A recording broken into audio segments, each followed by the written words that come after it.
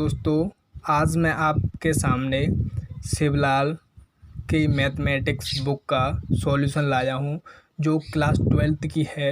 आज हम उसका चैप्टर 3 पढ़ेंगे और उसका नाम है आव्यूह। आज के टॉपिक में हम आव्यूह की कुछ मुख्य संक्रियाओं को करेंगे। अगर हम उनको करते हैं तो हमारा आव्यूह चैप्टर 50% क्लियर हो जाता है और इनको करने के बाद हमारे जैसे IIT, JEE मेंस के एग्ज़ाम हैं उनमें भी ये मुख्य डेफिनेशन पूछ ली जाती हैं। तो चलिए हम अपने चैनल पर आपको आव्यूह के बारे में कुछ महत्वपूर्ण जानकारियाँ बताते हैं जो आपको आगे काम आएंगी। जैसे आव्यूह किसे कहते हैं? अदिश राशियों की आयताकार व्यूह रचना को हम आव्यूह कहते हैं। जैसे अदिश राशियों की आयताकार व्यूह रचना को हम आव्यूह कहते हैं। आव्यूह की खोज ज्यामितीय आकृतियों के अध्ययन के लिए की थी। अगर कोई आपसे पूछे कि आव्यूह की खोज किस लिए की थी तो हम बोलेंगे ज्यामितीय आकृतियों की खोज के लिए, अध्ययन के लिए की थी। मैट्रिक्स शब्द का प्रयोग सन 1850 में जे सिल्वेस्टर ने किया था। ये हमारा क्वेश्चन IIT JEE में पूछ लिया जाता है कि मैट्रिक्स शब्द का प्रयोग सर्वप्रथम किसने किया था, तो हम बोलेंगे जे सिल्वेस्टर ने किया था। और हम आगे इसके महत्वपूर्ण तथ्य जानेंगे। आव्यूहों को अंग्रेजी वर्णमाला के बड़े बड़े अक्षरों से प्रदर्शित किया जाता है, जैसे A B C D X Y Z etc। हम आगे पढ़ेंगे। आव्यूहों की सबसे इम्पोर्टेंट परिभाषाएं आपको याद होनी चाहिए। अगर ये याद नहीं होंगी तो हम आव्यूह में कुछ नहीं कर सकते और आगे की जो एग्ज़ाम है उनमें आव्यूह टॉपिक है उनमें हम अपना महारत हासिल नहीं कर सकते हैं। आज हम इसकी वजह से अपने टॉपिक में कुछ अलग और सुंदर सा व्यतीत चित्रण देखेंगे। तो पंक्ति किसे कहते हैं? ये आव्यूह की सबसे मोस्ट इम्पोर्टेंट डेफिनेशन है। क्षैतिज रेखा को पंक्ति कहते हैं या लेटी यू रेखा। जैसे हम अगले एग्जाम्पल में जानेंगे, जैसे 1 2 1 ये पहली पंक्ति है, 5 5 2 ये दूसरी पंक्ति है, ये लेटी हुई है, 3 4 1 ये तीसरी पंक्ति है। तो इसमें 1 2 3 पंक्तियां हैं। और वो पूछेगा स्तंभ। स्तंभ किसे कहते हैं? ऊर्ध्वाधर रेखा को स्तंभ कहते हैं या खड़ी हुई रेखा को स्तंभ कहते हैं। ये हमारे NCERT CBSE और जो MP बोर्ड का पैटर्न है उसमें 1 मार्क्स की डेफिनेशन पूछ ली जाती हैं 1 वर्ड में। तो हम इसमें स्तंभ को देखेंगे। जैसे खड़ी हुई, ऊर्ध्वाधर रेखाओं को स्तंभ कहते हैं या खड़ी हुई। तो खड़ी हुई 1 5 3 और 2 5 4 1 2 1। ऐसे फर्स्ट कॉलम स्तंभ को इंग्लिश में कॉलम बोलते हैं इसलिए C1, ये सेकंड कॉलम इसलिए C2, ये थर्ड कॉलम इसलिए C3। ऐसे ही यहाँ पे पंक्ति किसे कहते हैं? रो। क्षैतिज रेखाओं को पंक्ति कहते हैं, लेटी यू रेखाओं को पंक्ति कहते हैं। कॉलम किसे कहते हैं? ऊर्ध्वाधर रेखाओं को स्तंभ कहते हैं या खड़ी हुई रेखा। जैसे खड़ी हुई यहाँ से 1 5 3 2 5 4 1 2 1 ये है ना फर्स्ट स्तंभ, सेकंड स्तंभ, थर्ड स्तंभ। First column, second column, third column, ये first row, second row, third row. तो चलिए आगे कुछ और इम्पोर्टेंट थ्योरी जान लेते हैं, क्योंकि मैट्रिक्स में सबसे ज़्यादा थ्योरी ही इम्पोर्टेंट है। अगर हम इस थ्योरी को नहीं जान पाएंगे तो हम आगे कुछ नहीं कर पाएंगे। आव्यूह की कोटि को कैसे निकालें? सबसे मोस्ट इम्पोर्टेंट क्वेश्चन पूछ लिया जाता है। कभी कभी बड़ी बड़ी एग्जाम में भी पूछ लिया जाता है कि आव्यूह की कोटि क्या है। तो हम जाने, माना अपने पास एक B आव्यूह है, मैट्रिक्स है 2 5 4 1 3 5 0 3 0। तो कोटि निकालने के लिए सूत्र हमारे पास है पंक्ति की संख्या इनटू स्तंभ की संख्या। सूत्र निकालने का हमारे पास आव्यूह की कोटि निकालने का सूत्र हमारे पास पंक्ति की संख्या इनटू स्तंभ की संख्या।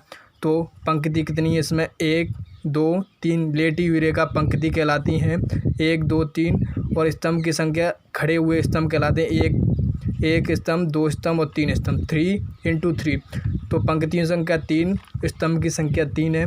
तो आव्यूह की कोटि यहाँ पर होगी 3/3। तो आव्यूह की कोटि 3/3 होगी। आप जान चुके होंगे कि आव्यूह की कोटि कैसे निकालते हैं। पंक्तियों की संख्या इंटू स्तंभों की संख्या, इनको इंटू नहीं करते, यहीं तक इसकी आव्यूह सीमित है। लेकिन यदि कोई आपसे पूछता है कि आव्यूह बी में कितने अवयव बिना गिने बताना है, अगर हम इसमें गिने 1 2 3 4 5 6 7 8 9 तो इसमें 9 अवयव हैं। लेकिन अगर आपको कोई आव्यूह की कोटि दे दे और उससे पूछे कि इस आव्यूह में कितने अवयव हैं, जैसे यहाँ पे पूछता हूँ, यदि कोई आपसे पूछता है कि आव्यूह बी में कितने अवयव हैं, हमको आव्यूह बी नहीं दिखाया लेकिन उसकी कोटि बताइए 3 × 3, तो हम उसका इंटू कर देंगे, तो आपके ऊपर आव्यूह बी है। हमने कोटि 3/3 निकाली, तो हम अवयव निकालने के लिए उस आव्यूह की कोटि का गुणा कर देंगे। जैसे 3 × 3 कोटि का आव्यूह बी है, तो उसमें 9 अवयव होंगे, क्योंकि 3 × 3 हो जाएगा, तो हम उसको इंटू कर देते हैं। इसलिए अगर किसी आव्यूह के अवयव निकालने हैं और हमको आव्यूह दिखाई नहीं दे रहा है और उसकी हमको कोटि दी है, कोटि का इंटू कर देते हैं, उसमें आव्यूह की संख्या ऑटोमेटिक निकल आती है ना। तो अगला मोस्ट इम्पोर्टेंट टॉपिक है कि किसी आव्यूह में पंक्ति एवं स्तंभों की संख्या बराबर होना आवश्यक नहीं है। ज़रूरी नहीं है कि इसमें पंक्ति की संख्या और स्तंभों की संख्या बराबर हो। पंक्ति की संख्या एक और हो सकती है, स्तंभ की संख्या कम हो सकती है।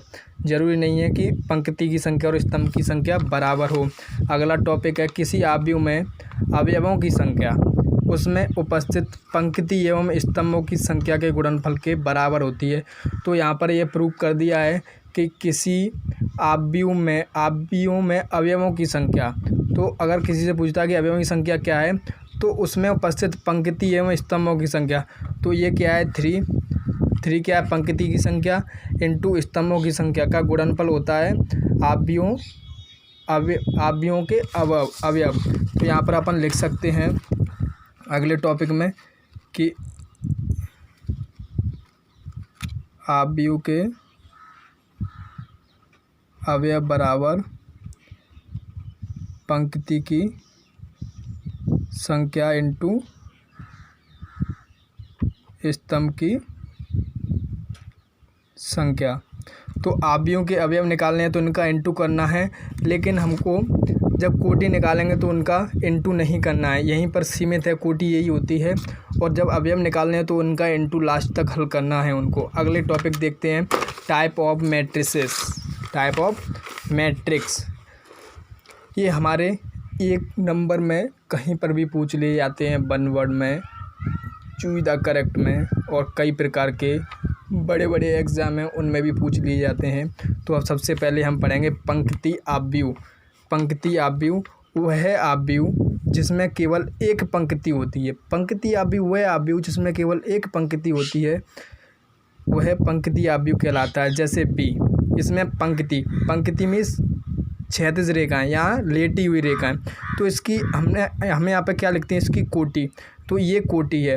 कोटि को कैसे डिफाइन करेंगे, आव्यूह की कोटि इक्वल पंक्तियों की संख्या इंटू स्तंभों की संख्या। तो यहाँ पर पंक्ति 1 है और स्तंभ कितने, 1 2 3 4, यहाँ पर 4 स्तंभ है, तो 1 × 4 यहाँ पर आव्यूह की कोटि हो जाएगी। अगला है अपना सेकंड आव्यूह का प्रकार है स्तंभ आव्यूह। वह आव्यूह जिसमें एक स्तंभ होता है स्तंभ आव्यूह कहलाता है। इसका एग्जाम्पल देखेंगे हम कि एक स्तंभ एक होता है, वह आव्यूह जिसमें एक स्तंभ होता है। स्तंभ होती है खड़ी रेखा, इसमें एक स्तंभ है लेकिन पंक्ति कितनी है, देखो स्तंभ 1 है, पंक्ति कितनी है, 1 2 और 3 पंक्ति हैं। तो अपन आव्यूह की कोटि बताएंगे तो पंक्तियों की संख्या इंटू स्तंभों की संख्या। तो पंक्ति कितनी है, 3 इंटू स्तंभ कितने हैं, 1, तो वो होगा स्तंभ आव्यूह। तो पंक्ति आव्यूह कौन सा है, वह आव्यूह जिसमें केवल एक पंक्ति होती है, पंक्ति आव्यूह कहलाता है। सेकंड स्तंभ आव्यूह, वह आव्यूह जिसमें केवल एक स्तंभ होता है, स्तंभ आव्यूह कहलाता है। थर्ड पे आएंगे हम। थर्ड पे आने के लिए हमें शून्य आव्यूह, जीरो मैट्रिक्स, इंग्लिश देख लो। वह आव्यूह जिसमें प्रत्येक अवयव शून्य होता है, शून्य आव्यूह कहलाता है। देखो वह आव्यूह शून्य आव्यूह है तो प्रत्येक अवयव शून्य होता है उसमें, तो इसको 0 से रिप्रेजेंट करते हैं। 0 0 सभी आव्यूह इसके 0 हैं और इसकी कोटि 3/3 है, क्योंकि इसमें पंक्तियों की संख्या 1 2 पंक्ति और 3 पंक्ति, है ना। तो आव्यूह की कोटि का फॉर्मूला क्या है, पंक्तियों की संख्या इंटू स्तंभों की संख्या। तो स्तंभ कितने हैं, 1 स्तंभ, 2 स्तंभ और 3 स्तंभ, है ना। तो इसे ओ से रिप्रेजेंट करते हैं। अगला है वर्ग आव्यूह। वह आव्यूह जिसमें पंक्ति एवं स्तंभों की संख्या समान होती है उन्हें वर्ग आव्यूह कहते हैं। जैसे वर्ग आव्यूह हमेशा सम संख्या का बनता है, उसी प्रकार वर्ग आव्यूह वह होता है जिसमें पंक्तियों और स्तंभों की संख्या बराबर होती है। तो देखो यहाँ पर देखो, पंक्तियों की संख्या 1 पंक्ति 2 पंक्ति, है ना, और स्तंभों की संख्या 1 स्तंभ और 2 स्तंभ। तो यहाँ से प्रूफ होता है कि पंक्ति की संख्या स्तंभ की संख्या के बराबर है। अगले में देखो, 1 पंक्ति 2 पंक्ति और 3 पंक्ति, है ना, और स्तंभ कितने, 1 स्तंभ 2 स्तंभ और 3 स्तंभ। इसमें भी 3 स्तंभ और 3 पंक्तियाँ हैं। तो इसकी कोटि क्या बनेगी, पंक्तियों की संख्या इंटू स्तंभों की संख्या।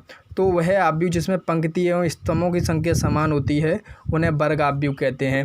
अगली इसका प्रकार है आव्यूह का, वो अगले सिंपल हैं बहुत, हम उनको डिफाइन करेंगे बिल्कुल सिंपल तरीके से।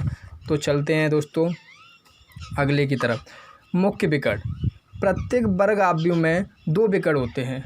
देखो, एक ये वर्ग आव्यूह है। वर्ग आव्यूह वो होता है जिसकी पंक्ति और स्तंभों की संख्या बराबर। तो 1 पंक्ति 2 पंक्ति और 3 पंक्ति, है ना, 1 स्तंभ 2 स्तंभ और 3 स्तंभ। तो ये क्या है, वर्ग आव्यूह। तो प्रत्येक वर्ग आव्यूह में 2 विकर्ण होते हैं। देखो, एक तो ये विकर्ण होता है और एक ये विकर्ण होता है। लेकिन ये कौन से बोल रहा है, मुख्य विकर्ण वाला। प्रत्येक वर्ग आव्यूह में 2 विकर्ण होते हैं। इनमें बाएं हाथ से, तो बाएं हाथ यहाँ से होता है, बाएं हाथ के ऊपरी सिरे से दाएं हाथ के निचले सिरे तक, दाएं हाथ के निचले सिरे तक खींचे गए विकर्ण को मुख्य विकर्ण कहते हैं। तो प्रत्येक वर्ग आव्यूह में 2 विकर्ण होते हैं। इनमें बाएं हाथ के ऊपरी सिरे से दाएं हाथ के निचले सिरे तक खींचे गए विकर्ण को मुख्य विकर्ण कहते हैं। तो बाएं हाथ के ऊपरी सिरे से दाएं हाथ के निचले सिरे तक ये विकर्ण आव्यूह मुख्य विकर्ण है। ये वाला मुख्य विकर्ण नहीं है। यहाँ पर उन्होंने स्पष्ट तरीके से बोला कि बाएं हाथ के ऊपरी सिरे से दाएं हाथ के निचले सिरे तक खींचे गए विकर्ण को मुख्य विकर्ण कहते हैं। अब विकर्ण आव्यूह, अब है ना, अब उन्होंने बोला विकर्ण आव्यूह। डायगोनल मैट्रिक्स, उन्होंने विकर्ण आव्यूह की परिभाषा में बोला है कि वह आव्यूह जिसमें मुख्य विकर्ण के अवयवों को छोड़कर शेष अवयव शून्य होते हैं वह वर्ग आव्यूह। ये वर्ग आव्यूह है क्योंकि पंक्तियों की संख्या और स्तंभों की संख्या बराबर है। 1 2 3 पंक्तियों की संख्या, स्तंभों की संख्या 1 2 3, तो 3/3 वर्ग आव्यूह। तो इसको डिफाइन कैसे करेंगे, वह वर्ग आव्यूह जिसमें मुख्य विकर्ण के अवयवों को छोड़कर शेष अवयव शून्य होते हैं। तो देखो, मुख्य विकर्ण के अवयव ये रहे 1 2 3, ये मुख्य विकर्ण अपन ने अभी देखा था, ये मुख्य विकर्ण है। मुख्य विकर्ण वह होता है जो दाएं हाथ के ऊपरी सिरे से बाएं हाथ के ऊपरी सिरे से दाएं हाथ के निचली सिरे तक होता है, वह मुख्य विकर्ण होता है। इसी में बोला है वह वर्ग आव्यूह जिसमें मुख्य विकर्ण के अवयवों को छोड़कर शेष अवयव शून्य होते हैं। तो ये मुख्य विकर्ण है, इससे इन अवयवों को छोड़कर सभी अवयव शून्य है, तो उन्हें मुख्य विकर्ण कहते हैं। अब आदेश आव्यूह, वह वर्ग आव्यूह जिसमें मुख्य विकर्ण के सभी अवयव समान एवं शेष अवयव शून्य होते हैं, शेष अवयव शून्य होते हैं। आदेश आव्यूह, वह वर्ग आव्यूह जिसमें मुख्य विकर्ण के अवयव समान एवं शेष अवयव शून्य होते हैं, आदेश आव्यूह कहलाते हैं। तो एग्जाम्पल A = 9 9 9, ये मुख्य विकर्ण है, इसके सभी अवयव समान हैं लेकिन जो अन्य अवयव हैं वो शून्य हैं। तो आदेश आव्यूह को कैसे डिफाइन करेंगे, वह वर्ग आव्यूह जिसमें मुख्य विकर्ण के सभी अवयव समान एवं शेष अवयव शून्य होते हैं, तो वे आदेश आव्यूह कहलाते हैं। A 9 9 9, तो ये क्या है, समान है और शेष अवयव शून्य हैं। अगला है इकाई या तत्समक आव्यूह, वह वर्ग आव्यूह जिसे मुख्य विकर्ण का प्रत्येक अवयव एक होता है। तो देखो, सबसे पहले अपन ने मुख्य विकर्ण पढ़ा था। मुख्य विकर्ण में वह वर्ग आव्यूह जिसके बाएं सिरे के ऊपरी सिरे से दाएं हाथ के निचले सिरे तक खींचे गए विकर्ण को मुख्य विकर्ण कहते हैं। अब विकर्ण आव्यूह बोला था, है ना, विकर्ण आव्यूह वह वर्ग आव्यूह जिसमें मुख्य विकर्ण के अवयव को छोड़कर शेष अवयव शून्य होते हैं, तो उसे क्या कहते हैं, विकर्ण आव्यूह कहते हैं। तो देखो मुख्य विकर्ण के अवयव ये हैं, शेष अवयव शून्य। उसके बाद सदिश आव्यूह आ जाता। वह वर्ग आव्यूह जिसमें मुख्य विकर्ण के सभी अवयव समान होते हैं एवं शेष अवयव शून्य होते हैं तो वे अदिश आव्यूह कहलाते हैं। तो देखो ये अवयव समान हैं और अन्य शून्य हैं। तो इकाइयाँ तत्समक आव्यूह वह वर्ग आव्यूह जिसके मुख्य विकर्ण का प्रत्येक अवयव एक होता है। ये स्पेशल है, इसमें समान होते हैं और इसमें प्रत्येक मुख्य विकर्ण का अवयव शून्य होता है और शेष अवयव शून्य होते हैं। इसे इकाइयाँ तत्समक आव्यूह कहते हैं। इसे आई से रिप्रेजेंट करते हैं। अगर आई हो तो 1 है, अगर आई 2, जैसे अगर तुम्हारे पास एक कोटि का आव्यूह हो तो अब हम इसको लिखते हैं। अगर यहाँ पर 2/2 कोटि का आव्यूह हो तो हम इसको लिखते हैं। अगर तुम्हारे पास 3/3 आव्यूह का कोटि का आव्यूह है तो हम इसको लिखते हैं। अकॉर्डिंग टू मैट्रिक्स के अनुसार हम इसको रिप्रेजेंट करते हैं। एक की जगह पर आई लिख सकते हैं हम, और अगर एक हो तो I2 लिख सकते हैं अकॉर्डिंग टू सिचुएशन। जैसे हमारे पास 2/2 का आव्यूह है तो हम इसको रिप्रेजेंट करेंगे, 3/3 का आव्यूह है तो हम इसको रिप्रेजेंट करेंगे। ठीक है ना। अगले जो हमारे पास टॉपिक हैं उनमें देखेंगे कि आप सभी से क्वेश्चन है, अगर आप समझे हों तो आप फर्स्ट और सेकंड की आप भी ए और बी की कोटि बताओ। कमेंट में बताओ हमको कि आप भी ए और बी की कोटि क्या है, और सेकंड को बताओ कि आव्यूह कौन सा आव्यूह है। थर्ड में बताओ कि कौन सा आव्यूह है। क्षैतिज आव्यूह, अगले आव्यूह में आपको कमेंटों पे क्वेश्चन बताने हैं। अगर आप समझे हो तो मेरे लिए और आपके लिए बहुत ही शुभ कार्य है, क्योंकि मैं अगले 2-4 एग्ज़ाम की तैयारी आगे के लिए करा रहा हूँ। क्योंकि ये क्वेश्चन है जो MP बोर्ड, NCERT, CBSE के लिए इम्पोर्टेंट तो है ही, लेकिन उसके साथ जो आगे बड़ी परीक्षाएं IIT उसमें कभी कभी डेफिनेशन पूछ दी जाती हैं। मैं आपको NCERT एंड शिवलाल का फुल सॉल्यूशन दूंगा, लेकिन आपको मेरा सहयोग देना है। आप मेरे चैनल पर बरकरार रहिएगा। मैं हर 2 दिन बाद आपको अपनी वीडियो अपलोड करूंगा, उसमें मिनिमम 1 एक्सरसाइज पूरी क्लियर होगी। और अगर आपके डाउट हैं तो मेरे को कमेंट में बताइएगा, मैं आपके हर संभव डाउट क्लियर करने का प्रयास करूंगा। क्षैतिज आव्यूह, अगला है अपना क्षैतिज आव्यूह। वह आव्यूह जिसमें पंक्तियों की संख्या से स्तंभों की संख्या अधिक होती है। अगर क्षैतिज आव्यूह होगा तो क्षैतिज होती हैं पंक्तियाँ, तो ये क्या है, क्षैतिज। अगर क्षैतिज आव्यूह होगा तो उसमें स्तंभों की संख्या अधिक होगी, तो वह आव्यूह जिसमें पंक्तियों की संख्या से स्तंभों की संख्या अधिक होती है। अगर क्षैतिज आव्यूह है तो देखो वो आव्यूह है, उसकी संख्या जानना नहीं होगी, उसके विपरीत संख्या जानना होगी। तो देखो कैसे, देखो वो क्षैतिज आव्यूह है। क्षैतिज आव्यूह क्या होता है, क्षैतिज क्या होती हैं, पंक्तियाँ होती हैं। तो 2 पंक्तियाँ इसमें है ना, 2 पंक्तियाँ, लेकिन स्तंभ कितने हैं, 1 2 3 4। तो हम कोटि कैसे लिखते हैं, इस आव्यूह की कोटि लिखेंगे 2 × 4, क्योंकि पंक्तियों की संख्या 2 है और स्तंभों की संख्या 1 2 3 4। तो आव्यूह की कोटि क्या होती है, पंक्तियों की संख्या इक्वल पंक्तियों की संख्या इंटू स्तंभों की संख्या। तो क्षैतिज आव्यूह को डिफाइन करेंगे, वह आव्यूह जिसमें पंक्तियों की संख्या स्तंभों की संख्या से अधिक होती हैं, तो उन्हें क्षैतिज आव्यूह कहते हैं। जो आव्यूह होगा उसके अपोजिट अधिक होंगे। जैसे क्षैतिज पंक्तियाँ होती हैं तो स्तंभों की संख्या अधिक होगी। अब इसमें डिफाइन करो ऊर्ध्वाधर आव्यूह, वह आव्यूह जिसमें स्तंभों की संख्या पंक्तियों की संख्या से अधिक होती है, स्तंभों की संख्या पंक्तियों की संख्या से अधिक होती है, तो उन्हें ऊर्ध्वाधर आव्यूह कहते हैं। तो देखो भी यहाँ पर क्या है, ऊर्ध्वाधर क्या होते हैं, स्तंभ। तो इसमें पंक्तियों की संख्या ज़्यादा है, जो आव्यूह होगा उसके अपोजिट संख्या अधिक होगी। देखो ऊर्ध्वाधर आव्यूह है, ऊर्ध्वाधर आव्यूह क्या होता है, ऊर्ध्वाधर क्या होते हैं, स्तंभ। तो स्तंभों की संख्या कम होगी, जो आव्यूह है उसकी संख्या कम होगी। तो स्तंभ की संख्या 2 है और पंक्तियों की संख्या 3 है, तो उस आव्यूह की कोटि कैसे बनाएंगे, पंक्तियों की संख्या इंटू स्तंभों की संख्या। पंक्ति कितनी है, 1 2 3 है ना, पंक्तियों की संख्या इंटू स्तंभों की संख्या, और स्तंभ कितने हैं, 1 2। ऐसे ही इसको क्षैतिज आव्यूह क्या होती है, पंक्तियाँ। तो इसमें स्तंभों की संख्या अधिक होगी, क्योंकि ये अपोजिट चलता है। क्षैतिज होगा तो इसमें स्तंभों की संख्या अधिक होगी, और ऊर्ध्वाधर होगा तो इसमें पंक्तियों की संख्या अधिक होगी। तो इसको एक बार डिफाइन करेंगे हम कि वह आव्यूह जिसमें पंक्तियों की संख्या से स्तंभों की संख्या अधिक होती है तो उन्हें क्षैतिज आव्यूह कहते हैं। तो देखो पंक्तियों की संख्या 2 है लेकिन स्तंभों की संख्या 4 है, तो यहाँ पर क्षैतिज आव्यूह होगा। वह आव्यूह जिसमें स्तंभों की संख्या से पंक्तियों की संख्या अधिक होती है तो उन्हें ऊर्ध्वाधर आव्यूह कहते हैं। तो देखो पंक्तियों की संख्या अधिक है और स्तंभों की संख्या कम है। पंक्तियों की संख्या 3 है और स्तंभों की संख्या 2 है। तो चलिए आगे डिस्कस करते हैं हम, और कुछ डेफिनेशन थोड़ी सी हैं वो बहुत इम्पोर्टेंट हैं। अगर आप उनको करोगे तो आगे इसमें जो हमारे क्वेश्चन बनते हैं वो बहुत महत्वपूर्ण क्वेश्चन इन्हीं से बनते हैं। अगर ये नहीं होगा तो शायद आपका कुछ थोड़ा सा सिलेबस पीछे रह जाएगा। तो इनको और जान लीजिए 2 मिनट में। वह आव्यूह जिसमें केवल एक अवयव होता है एकल आव्यूह कहलाता है। एकल का मतलब होता है एक, तो वह आव्यूह जिसमें एक अवयव होता है एकल आव्यूह कहलाता है। x = 5, ये है ना 5 है ना। तुलनीय आव्यूह, वे आव्यूह जिसकी कोटि समान हो तो हम उसे तुलनीय आव्यूह कहते हैं। तुलनीय का मतलब होता है तुलना करना।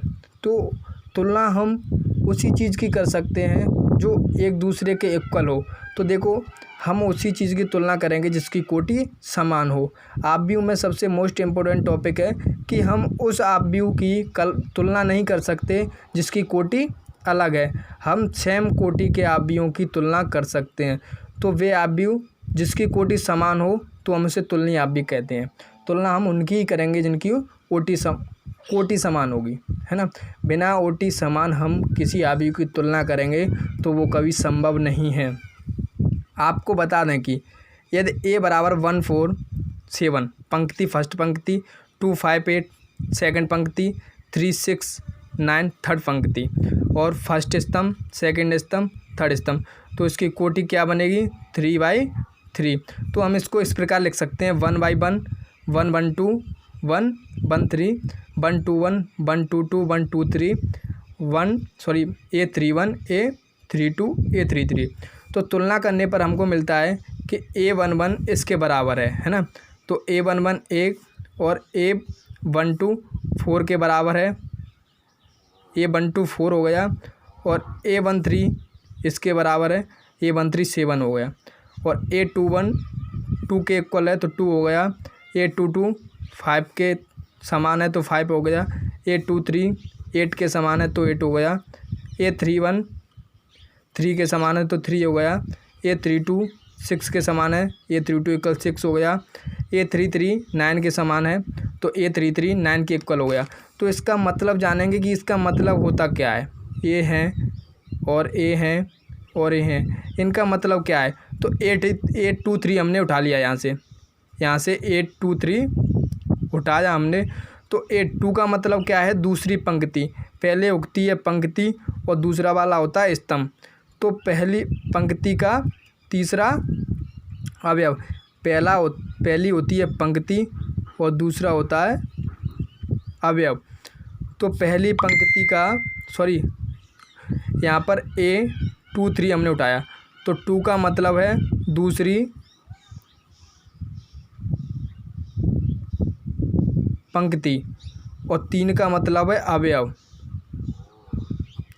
यहाँ पर का लगा दो तो दूसरी पंक्ति का तीसरा अवयव। तो यहाँ पर क्या बनेगा, दूसरी पंक्ति का तीसरा अवयव। 8 2 3 क्या है 8, तो हम यहाँ पर ढूंढ सकते हैं 8 दूसरी पंक्ति का तीसरा अवयव, दूसरी पंक्ति का अवयव। 3 का मतलब का तीसरा अवयव, है ना। तो यहाँ पर 2 3 होगा तो 2 का मतलब दूसरी पंक्ति और 3 का मतलब यहाँ पर का लगा दो, 3 का मतलब तीसरा अवयव। क्या होगा 8 2 3, तो यहाँ पर 8 3 8 है और यहाँ पर भी 8 3 8 है। तो हम एक और बात जान लें कि A32 3 का मतलब है तीसरी पंक्ति और यहाँ पर का लगा देते हैं और 2 का मतलब है दूसरा अवयव, तो यहाँ पर A32 6 है तो हम यहाँ पर ढूंढ सकते हैं कि तीसरी पंक्ति का दूसरा अवयव, तीसरी पंक्ति का फर्स्ट पंक्ति, सेकंड पंक्ति, तीसरी थर्ड पंक्ति का दूसरा अवयव 6 और यहाँ पर भी 6 है। तो हम इस प्रकार जान सकते हैं कि कौन कहाँ कैसे है। यहाँ पर क्वेश्चन बनते हैं कि दिए गए आव्यूह में A11 क्या है। दिए गए आव्यूह में A11 क्या है, तो ये क्या है, पंक्तियों की संख्या, और ये क्या है, पहला अवयव, पहली पंक्ति का पहला अवयव। पहली पंक्ति का पहला अवयव क्या होगा, आंसर 4। अगर वो पूछ सकता है कि A25 क्या है, हमको बताना है कि दूसरी पंक्ति का A23 पूछ लेगा, A23 पूछेगा दूसरी पंक्ति का तीसरा अवयव, तो दूसरी फर्स्ट पंक्ति सेकंड पंक्ति का तीसरा अवयव 8 होगा। इस प्रकार हम इसको कर सकते हैं। अगली वीडियो में आपको 3A का कंप्लीट सॉल्यूशन दूंगा, उसमें महत्वपूर्ण ट्रिक्स हैं जो हम आव्यूह में और IIT JEE और जो डिफेंस के एग्ज़ाम हैं उन्होंने बहुत अच्छी तरीक़े से क्लियर कर दिए जाएंगे आपके लिए। और आप सभी का धन्यवाद। हो सके अगर आपको वीडियो अच्छी लगी हो तो लाइक, कमेंट और सब्सक्राइब और शेयर करें, क्योंकि यूट्यूब पर NCERT एंड शिवलाल का पहली बार सॉल्यूशन डाला जा रहा है, जो आप सभी स्टूडेंट्स के लिए बेहतरीन और इम्पोर्टेंट एंड अच्छी तरीक़ा से साबित होगा। धन्यवाद।